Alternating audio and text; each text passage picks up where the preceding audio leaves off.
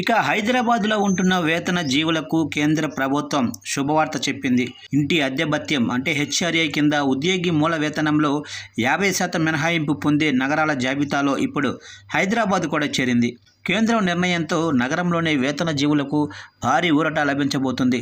గతంలో 50% ఇంటి అద్దె భత్యం పొందే నగరాలు దేశవ్యాప్తంగా 4 మాత్రమే ఉండగా తాజాగా కేంద్రం వీటి సంఖ్యను 8కి పెంచింది.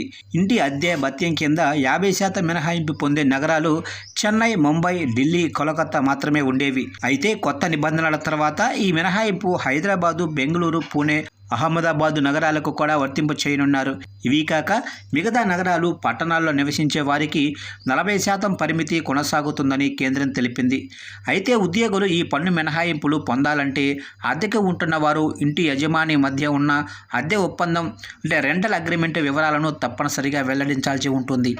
ఇక ఇక్కడ మరో ముఖ్యమైన అంశం ఏమిటంటే కొత్త పన్ను విధానంలో ఉన్న వారికి హెచ్ఆర్ఏ మినహాయింపు ఉండదు. కేవలం పాత పన్ను విధానంలో ఐటీ రిటర్నులు దాఖలు చేసే వారికి మాత్రమే హెచ్ఆర్ఏ 50% మినహాయింపు వర్తిస్తుంది.